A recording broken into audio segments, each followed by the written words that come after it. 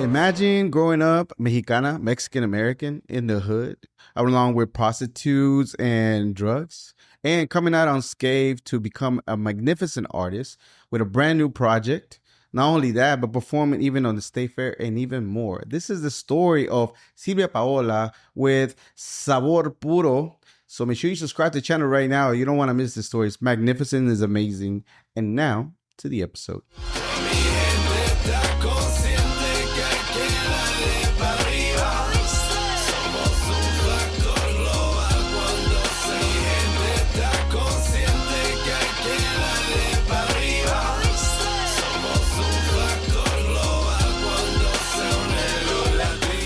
Hola. Hello. Let's change faces. Just kidding. Okay. Gracias por estar aquí. Thank you. It's so long since I haven't seen you. Right, I know. I'm still on cloud nine. I'm still on cloud nine about the whole event. It was freaking magnificent. We'll talk a little bit more about it.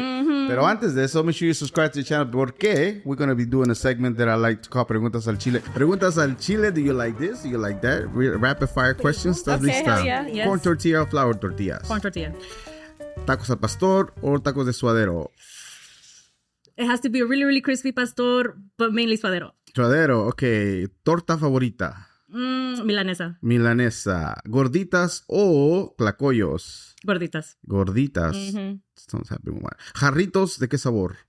De tamarindo, de guayaba, y de piña. Oh, I got many of them. One for each dish. You know, I have different taste buds, so sometimes se me antoja una guayaba, en veces se me antoja un tamarindo. And then, the dishes, you have to pair it with the right drink. Did you get the whole box? You know how we do. Do you get the box that has the many of them? No. I have to stay away from the sodas.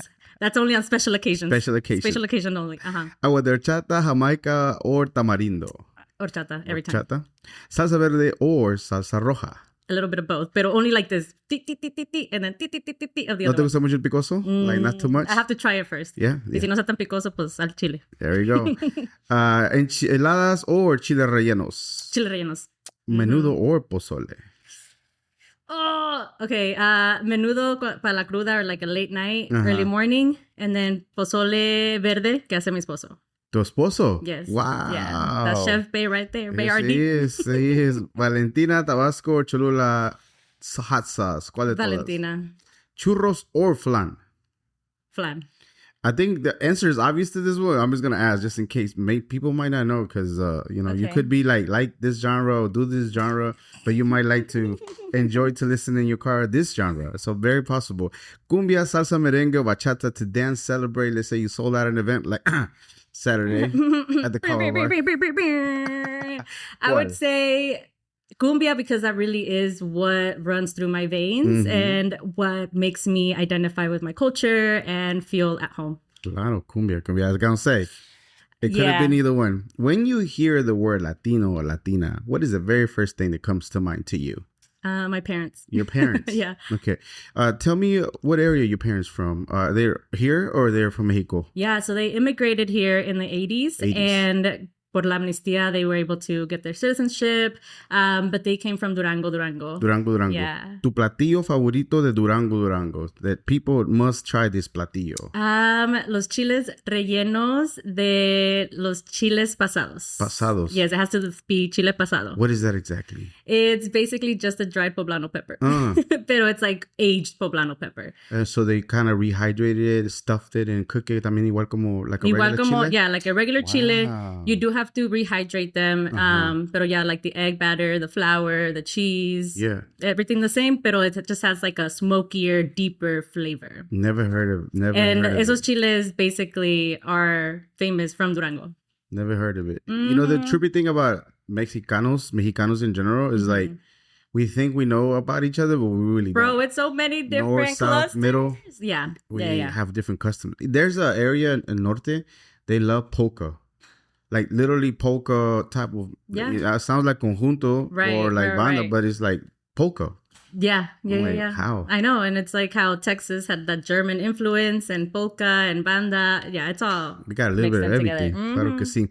When you do you consider yourself Latina? Do you consider Mexicana, Mexican American, Chicana, human being experiencing this amazing thing we have going on here? Bro, I mean, that's definitely a question that I've asked myself from a very young age, especially growing up in Dallas, especially in different parts, there are como cliquey aspects to high school and middle school. And there were moments in my life where I wanted to be white and I wanted to belong with the white community because they were the popular kids and that's what you see on TV. And I realized how important representation is because when you start seeing yourself in places that you normally don't see people of your color or sound like the people at home, because I'm embarrassed to say this, but I used to be embarrassed to speak Spanish in front of my white friends because it was just like, oh, nobody else is doing this. I'm the only one. Okay, ma, sí, aquí estoy. No, véngase para acá al lado. No. And then run to the car because I'm like embarrassed.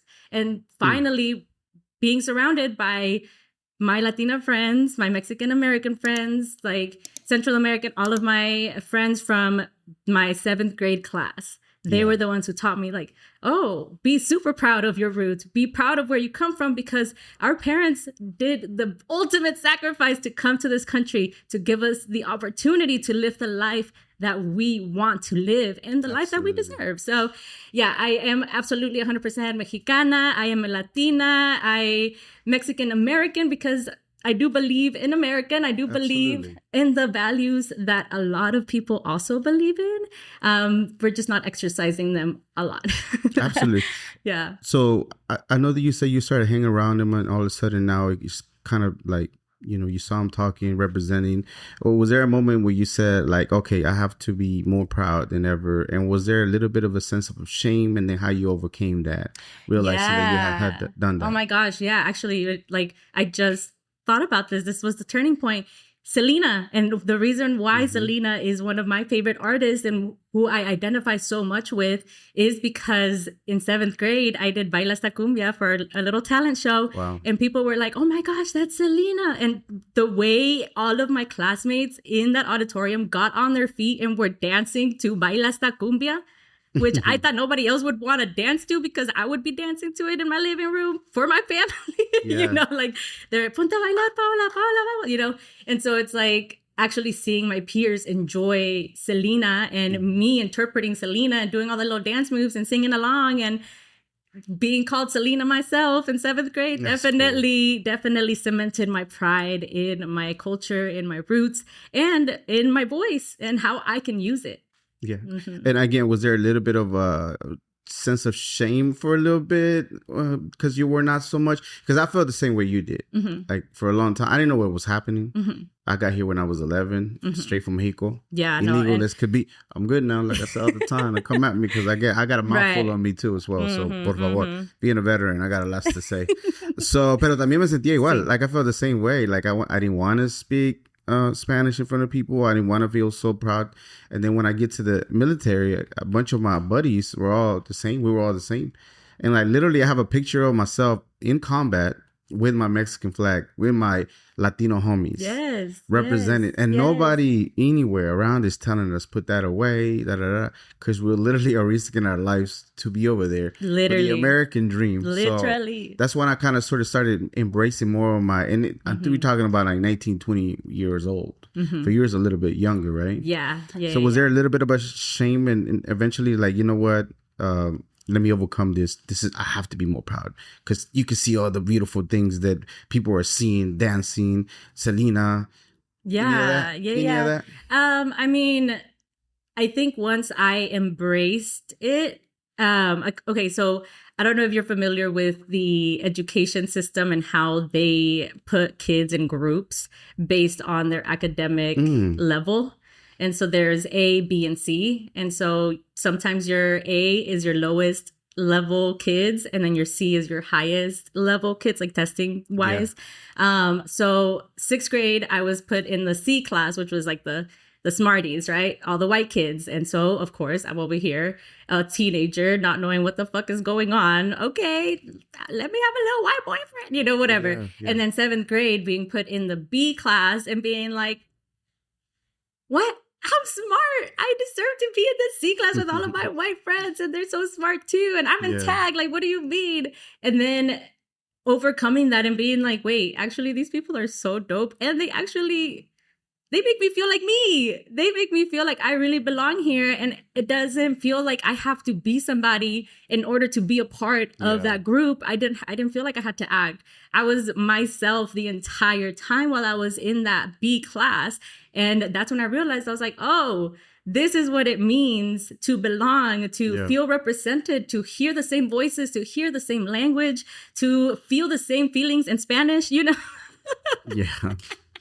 Did you ever hear that? Because I was in ESL, and when I got out of ESL, I was super proud of myself. Yes, hell yeah. And then I used to hang around nothing but like the Chicanitos type of people. And they used to tell me like, yeah, the Mexicans or whatever. I'm like, well, I'm one of them, bro. Like, but you're not like them. Like, bro, literally the amount of times I used to bartend as well.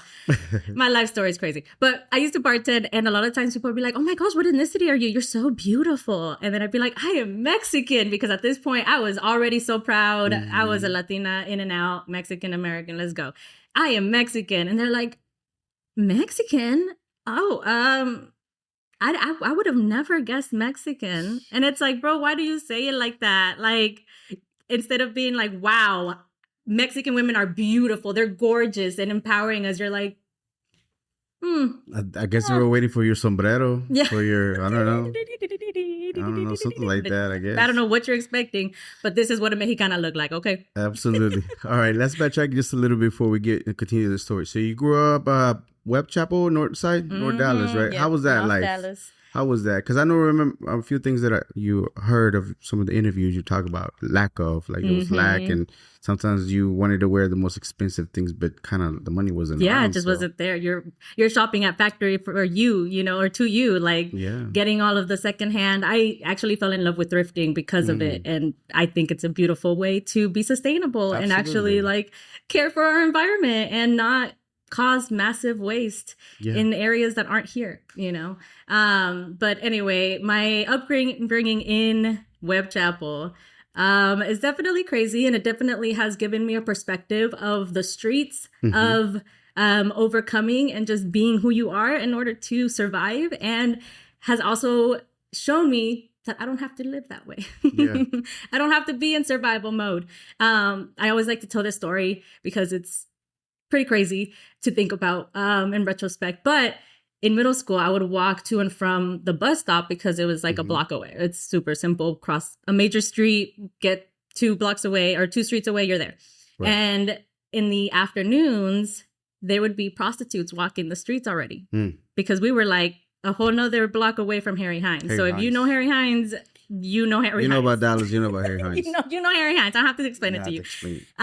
But so we were so close. So there was like a whole motel for that, like in my neighborhood. Wow. There was a trap house, catty corner to my house, where I would literally be walking next to crackheads and prostitutes. And I never felt scared. I never felt like I was in danger. So that's what I'm saying, like the perspective that I've gained from the streets. I remember, don't know this woman's name, again, sex worker, walking by me and saying, I see you got some Cheetos. That means you're doing good in school. And I'm like, yeah, I am actually. So the C-store, if y'all know Webb Chapel, y'all know the C-store I'm talking about. But the C-store, whenever we were in middle school, they would ask for our report cards, and they would be like, okay, if you get an A, you can get whatever you want, a snack and a drink. And so I would go and show my report card, and all of my friends were like, come on, Sylvia, let's go get you the thing. Come on, you're the only one. And so literally the people were like, wow, she really got an A. Oh my, get her whatever she wants, And so that was the thing.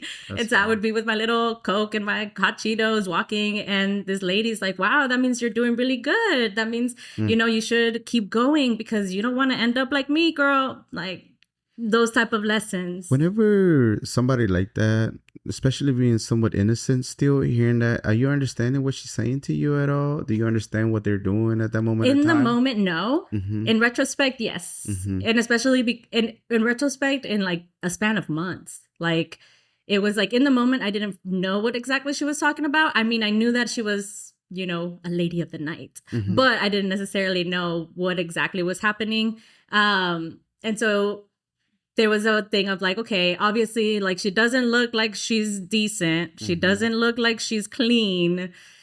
I can make my own assumptions. So maybe I should stay in the classroom, but also not judge them because she's kind to me and she is giving me knowledge and wisdom to better my life. So why am I going to judge her if she doesn't look like she's a part of normal society? And so mis respetos of all sex workers, because, you know, they're going through something. Absolutely. And there's so much abuse in that line of work that there is no shame for those women. I got a sense of, and up to you if you want to talk about it, a little bit emotional when you were talking about the topic in general, taking you back to your neighborhood. My bad. No. But in general, why does it trigger something like that within you to being emotional, living in that area and having to experiment those things? I think because I've done better. Yeah. Like I got out, you know, and all of my siblings got out and a lot of my friends got out, but it's not like I wanted to get out because I'm ashamed of it. It's just like, wow, I'm the living product of my parents' wildest dreams, and where they could be was there. Yeah, absolutely. How did they keep you safe? How did they keep you from being out in the streets? Because it was obviously available for you to run off if you wanted to, but we did. But the Mexicans' parents are really good at being very strict to try to keep you. At least from my 100%. We got any napkins? We got any tissue in the studio? I didn't think I was gonna cry. What the hell? My bad. Cheers. Salud. How did that keep you safe? Because, for example, my papa, my jefes, man, they were super strict. Even as a boy, they wouldn't let me out. No, they would keep me in the house. I think I had a different upbringing than my siblings. And like my two older sisters, they were definitely like more in a strict household than I was. My dad likes to say like I'm like a wander, like I'm explosive. I go and do what I want and I get it and I thank you. Just leave the box right behind you. Yeah, because I'm emotional. Yeah, no, I'm a not for you, girl. But in general, we know we should have had one a long time ago. I think we had one at the other studio. I don't know what I did. Well, with you're it. welcome to remind you. Yeah, gracias. I know. No, but I think that I lived a very different I had a very different upbringing, and I think a lot of Latinos in America will say the same, or even just in general, that the oldest always gets the stricter side of their parents, and then as you go down, it kind of gets a little bit more lenient. Where are you in line? Where are you? I am the third of four. Yeah, I'm the third of four, and so being the middle child, I got to learn a lot from my older sisters. Yeah. Like my oldest sister, she's 9 years older than I am, and then 7 years older than I am is the middle, and then me and my brother are 3 years apart. So we definitely had a very different upbringing than my sisters. And so my sisters really are the ones who took care of us. They put you on game, girl. Yeah, they did. They definitely put me on game. My dad, he actually had leukemia. And for a long time, my sisters, they took care of us. Awesome. And I think that's like the reality for a lot of people because their parents are working. Yeah. And so who becomes your guardian? Older parents. I was the oldest. Yeah. So yeah. The older sibling becomes the parent. Yeah. And so I have a lot of love and respect for my older sisters because they put me on a lot of game and they made sure that I stayed in line and stayed focused, and in whatever way they needed to, whether en veces si me regañaban, and sometimes they'd be like, I'll get you some Jack from work or whatever milkshake you want. Just go to sleep. Funny story. My brother, great individual. He's amazing. He won Homecoming King. Aww, and we were talking chit-chatting one time, just like you never won it. I'm like, bro, yeah, no, I didn't. But what do you think you learned the game from? Like, you think you're good for that? Like, come on, bro. Right. We put you on everything. We were putting you on the music and everything. Yes, literally. And of course, he played great soccer since he was smaller and everything else he did. Like, bro, believe me, a lot of the things that I went through that I had to sustain, you didn't have to go through it because I was the one taking it. Literally. So that's why I have mad love for my older siblings and any older siblings out there listening. Yeah. My respects, because y'all were in the front lines, like literally learning how to survive in this country with our parents. Yeah, absolutely. And at 8 years old, you were already performing? Your parents were already asking you to perform? My parents were asking me to perform at like 3 years old. 3 years old. Yeah. What is it about you that they saw that you kind of like to sing? You could sing good? Yeah, I think that that one of the lores that my mom likes to say is that my great grandma, mi mamá Sabina, she me bautizó. Like she was like, she's gonna be a singer, she's going to be a performer. Wow. Because her daughter was a singer and a performer. My grandma and my grandpa from my mom's side, they had a conjunto in Durango. And so my grandma would sing, my grandpa would play the accordion, the bass, his brothers would play guitar and sing with them.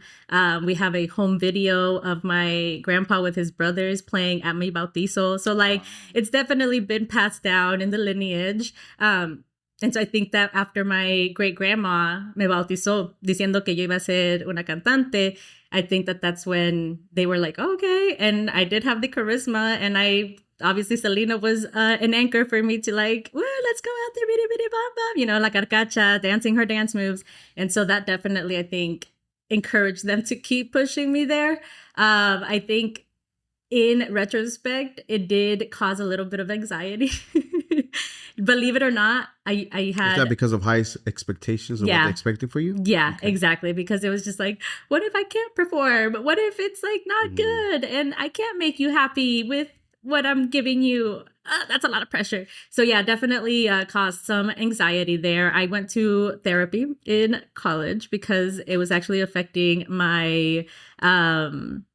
like the test that you have to take every end of semester. You have to learn a set of songs and then you sing them in front of the professors. And that was affecting me because I would get so nervous. I would forget the lyrics. I would like be trembling. My throat would cut off. Like I was not like for it, and I would not get a good grade. Were you not performing previously before in public? Yeah, I was. So it just came to the point to where the environment of people judging you for what you was doing, where it kind of triggered something? Yeah, definitely. And so I went to therapy for all of that, and yeah, now I have the tools to be on stage and not be scared. And fantastic. Were you how were you overcoming, like, just in general, whenever you were performing, you know, just performing in general, any of those thoughts came to you at all? And how did you overcome them? Yeah. So actually I got Graves' disease like 2 years ago or 3 years ago now, 2023. I got diagnosed, and the reason why I went to the doctor was because I had my first panic attack ever. And I was like, oh shit, I thought I had like throat cancer, and I went down a whole rabbit hole because my thyroid was getting so enlarged that I thought that I was getting like some sort of cancer, and I was like, I'm never going to be able to sing ever again, and I'm about to quit my job. How the fuck is this going to work out? You know, yeah. So insomnia, panic attack, and enlarged thyroid, like all of these symptoms going on all at once, and I was still performing. And that was very difficult because there was a lot of self-doubt, a lot of fear, a lot of like, what if I messed up this? What if I da-da-da? And I realized, oh yeah, every time I overthink it, I do forget the words. I do forget the form. Every time I trust myself and know and believe that I really know what I'm doing and singing, because I've sung these songs so many times. Yeah. Whenever I really let myself be in the moment and be present, that's whenever it's like, oh yeah, girl, you got this. You good. You good. Well, people don't know what is Graves' disease, and how, if a Latina is diagnosed, how can they be manage it? Able to. The crazy thing about Graves' disease is that it's one of the like highest number of people that have it. Like I want to say it's number one chronic illness disease in America. Don't quote me on that. Check it out for yourselves. But it is something that a lot of people have. So realizing that, it was like, dang, I'm not the only one who is going through an immune disorder, which is attacking my own body, attacking my hormones, making me feel like I'm going crazy. Right. And I'm losing weight and my hair is falling. I am already stressed from life, but then you add this whole nother level where your body is attacking you and you don't know what is going on. It gets really, really tough to just exist. Okay, so how do you manage it? How medication? Is there certain things that you have to, a strict diet? Or for yourself, how was it that you were able to manage and contain it? Yeah, so I think I had Graves' disease well before I got married in 2022, but I just didn't know. And I also wasn't like actively going to the doctor because just insurance and Come on, man. We're everything. Mexican. We don't go to the doctor. And we're Mexican. Okay, we don't go to the fucking doctor. I'm fine. Doctor. Yeah, the freaking doctor, dude. And so it was just like, okay, knowing that I didn't go to the doctor in time, if I would have gone the moment my hands were starting to shake, maybe we would have caught it before my eyes were bulging out. Oh, wow. Like it got to the point where I waited so long to where just like the brink of the moment, like I couldn't hold on anymore. So I would say, like, as soon as you feel any type of symptom, whether it's anxiety, your hands trembling, your thyroid enlarging, hair falling out, if you start losing a lot of weight without necessarily trying to lose weight, I would say as soon as you feel any of those symptoms, go to the doctor. Is it like a flare thing that adds up and eventually flares because of stress? Yes. Okay. Yeah. At least the Graves' disease that I basically got strep throat twice in the process of planning for my wedding. So a lot of stress. A lot of stress on top of stress. And I was a teacher at the time too. So that's another layer of stress. So it was just like my whole, I couldn't hold it anymore because I was doing way too much. I had the band, I was teaching, I was planning my wedding and not taking care of my body because I wasn't going to the doctor. Of course. And I'm a teacher, so I'm probably not even eating breakfast because I want to get those extra 5 minutes of sleep before going to work. And so, yeah, definitely not taking care of myself. So I think that's something that I would definitely encourage people to do. Yeah. And it's not a flare up. It's more of a autoimmune disease. Okay, got you. Sorry about that. No, sorry. I didn't say that before. But yeah, it's an autoimmune disorder that can be cured when you balance your white cells and your hormones. And so I do that by taking methimazole. And I take a pill every single day. There were 3 options that they gave me. They could either cut through and take out my thyroid. I would still have to take a pill every day. So I said, no, thank you. I could also go in with iodine, radiation. I'm a singer. No, thank you. No, thank you. So we definitely are going to stick with the pill every single day. But there are chances that I can get off the pill and live a normal life and do whatever, go back to normal. If I, like you said, the diet and exercise and I don't drink anymore, partly for that reason of like, it's not serving me at all and my health deserves better. Like I deserve better. My diet definitely. Take a lot of greens in, make my plate colorful, make sure to have those veggies in there, that protein, and then, staying active for Absolutely. sure.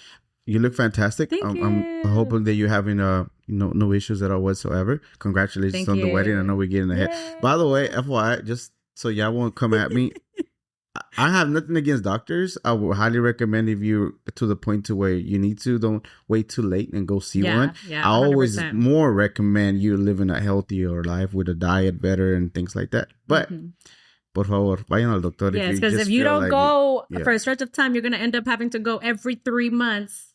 Yeah. Por tercos. Por tercos, como yo, no sean como yo, por favor. So you go through school, everything, eventually Booker T. Yeah. I don't know if there's already somebody who told you about it.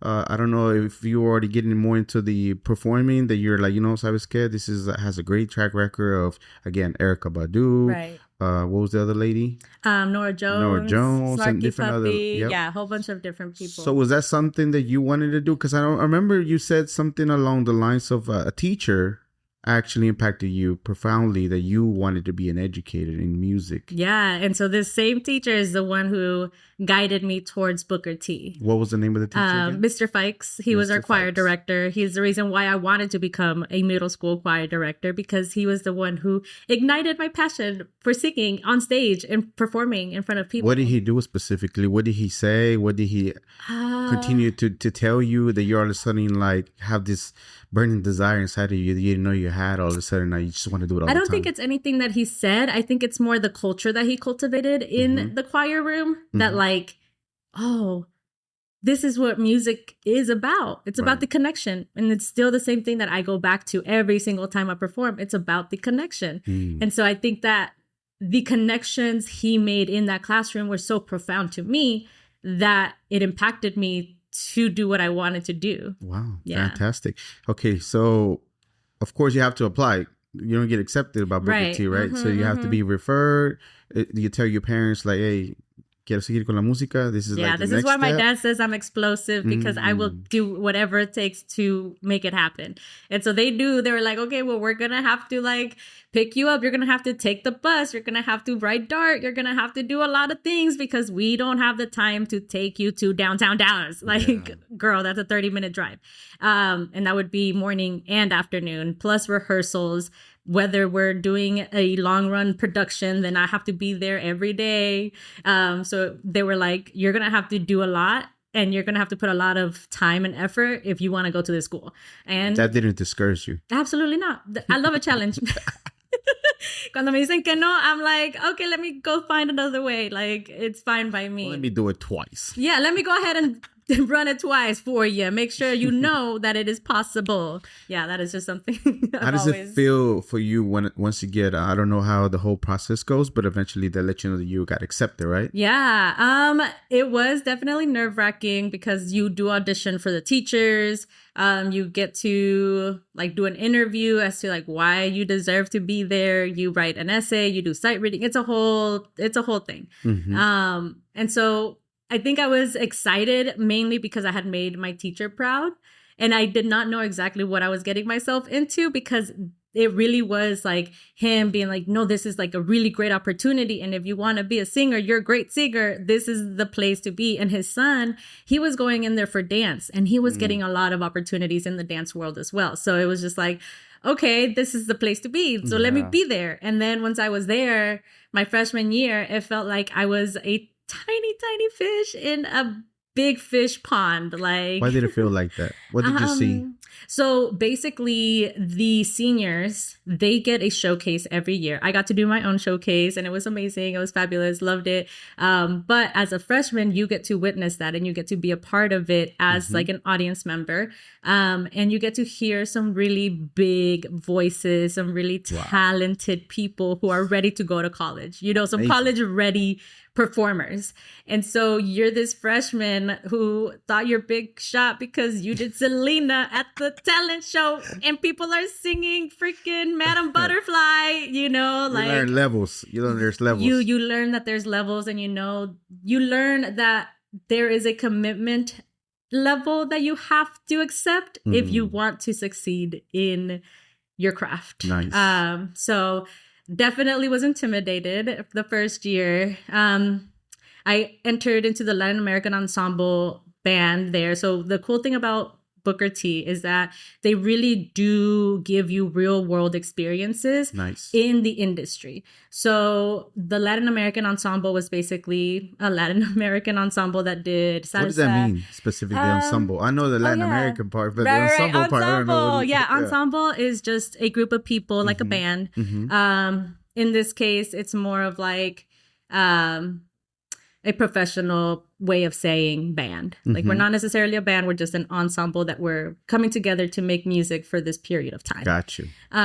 So recognizable in different places here, right? Yes, 100%. Like, we or Booker T and the teachers Gongo, Mr. Ellingson, Dr. Dubrain, they definitely made a name for that band in the city because they would do outreach. We would do performances. We did a few performances at different campuses around town. And basically got a lot of opportunities to perform in the Latin world and like really develop our performance way or our personalities on stage. My first year actually was terrible. I did not have a good time at all in Latin American Ensemble as a singer. Tell me about it, por favor. Yes. What are the challenges and what did you learn from it and how did you grow from it?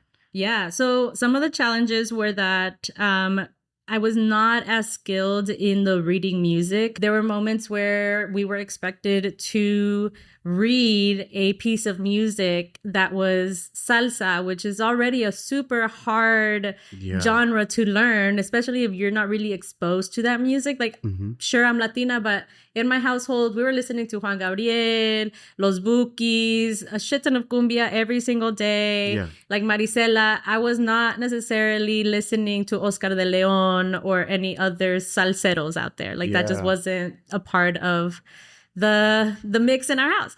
And so being expected as a 15-year-old to read a piece of music that is foreign to me and expected to be at a caliber that is good, and then being upset that the 15-year-old who does not know what the fuck is on the page didn't do it, that causes a lot of like trauma in the classroom of being like, okay, well, I'm not right. So there was definitely a lot, like the teacher involved. There was a lot of like, you can't do it. Okay, then let's just, what can you do? You know, like instead of saying like, oh, how can we work at your level? He basically kicked us out of the classroom and put us in a different classroom with just the vocalist of the band.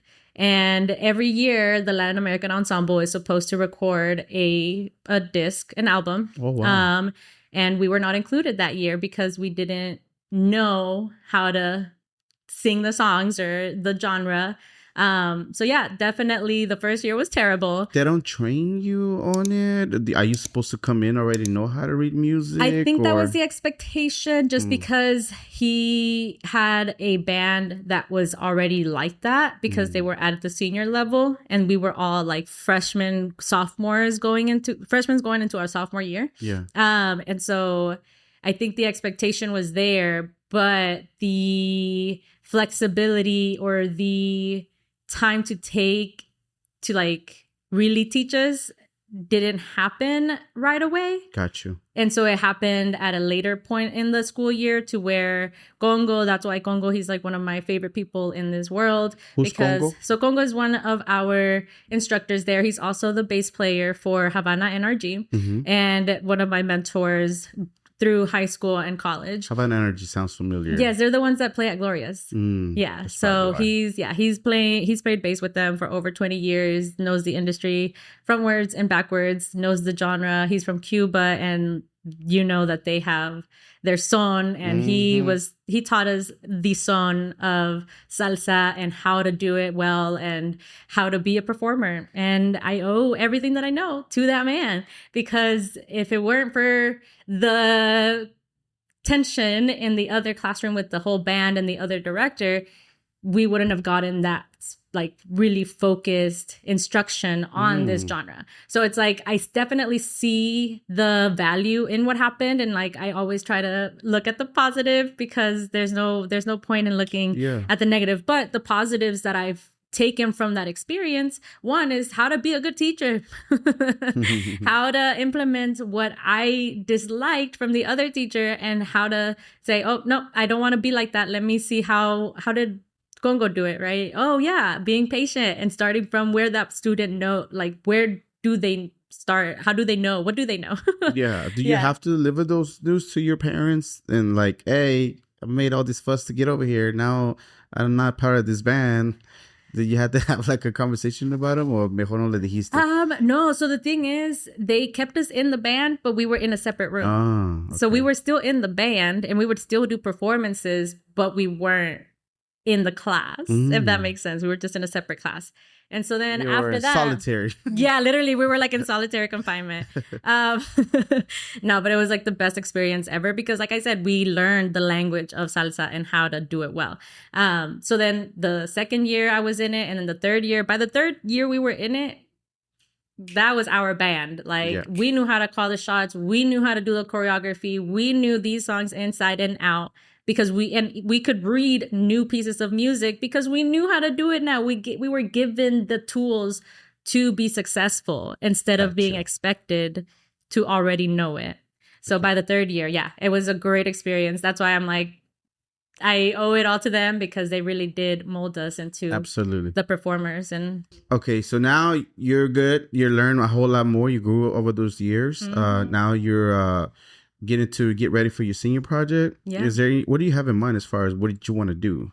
Did you want to do something that people never seen before? No. Or were you pulling more towards a certain thing that you might want to perform? Yeah, no, I think so. They give you a classical piece to do. Got you. And then they give you like, you can do the contemporary Latin thing that you wanted to do. Mm-hmm. And so I chose Perfidia for my Latin. What's Perfidia? It's a bolero. Oh, okay. And then I don't even remember what classical piece I did, but I know I did a classical piece as well. Yeah. And so they have workshops and they have different professors from different universities come out and pretty much just like workshop your singing. Claro. And I actually was just like, whoever comes, it's fine, because I already know exactly where I want to go for school. I already know what my major is going to be. I'm just going to sing for fun. So I didn't really like necessarily take it as like to heart, because I already knew I wanted to work with Dr. McClung at UNT because he was the head of the music education program there. And so even though I had found my love for performing through Latin American Ensemble, I also found my love for teaching whenever I got asked to volunteer as a assistant for a summer school program teaching ESL kids STAR questions so that they can pass the STAR. Yeah. So basically, they didn't pass the STAR summer school, kind of coach them how to do the STAR test again, and then they can pass and go to the next grade.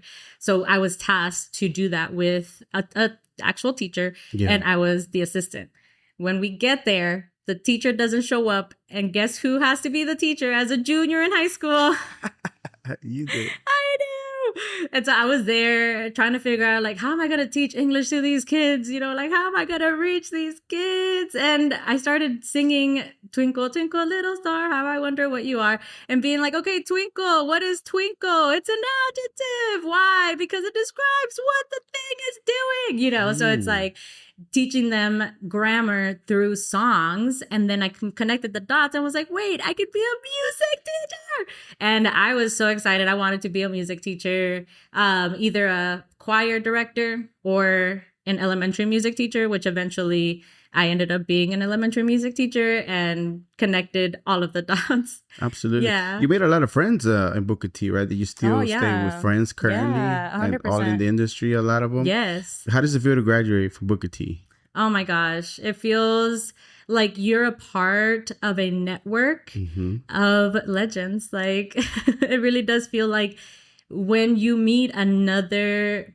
Pegasus, another Booker T alum, you feel like you've known them forever because they've walked the same hallways as you. They've probably did the same things as you did, because some of the teachers who were at our school while I was there also taught Erykah Badu, also taught Nora Jones, also taught the guys from Snarky Puppy. So we would hear a lot of the stories, and we would definitely have that shadow of like greatness over us, you know. So sometimes it was a little bit too much, a little too overwhelming. You know, the pressure gets to you and it's like, oh crap, I am intimidated. Like, am I even good enough for this? And then sometimes it's like, dang, I am at this badass school where I am getting a college education, because when I went to UNT, I already knew what was up because of Booker T. Nice. Yeah, so it's like a college level arts magnet school that will definitely give you the foundation you need to make it in this industry. So you definitely decided UNT, you get accepted. Why that professor in general? Why did you want to study under him specifically? So he came with an undergrad student who was doing his student teaching at our school. Shout out to Robert T. Gibson. He is now like a choral conductor, and he composes choral pieces for middle school and high school choirs. And he gets commissioned for choirs all around the country at universities and stuff like that. So he is, So that's the type of person that Dr. McClung produces. And so that's why I wanted to be under him, because I knew that I needed someone who was going to be real with me, who wasn't going to sugarcoat it, who was going to tell me what needed to change in order to be successful and to be good at your craft. Because I noticed how he would talk to Robert and how he would coach him, and how every time they had a coaching session, Robert would come even better. He would come back with even better strategies, and just like the flow would be better. So I knew that he was a good coach. Nice. And so I am the type of person who does need some tough love sometimes in order to get me going. So he definitely provided that type of like guidance of like, okay, I'm going to be tough, but just know the real world is tougher. Yeah.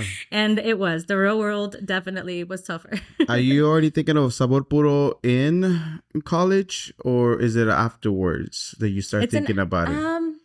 Actually, no, it was in college. I started thinking about it. So I was working at Mi Cocina as a server, and they have you sing las mañanitas whenever somebody's celebrating their birthday.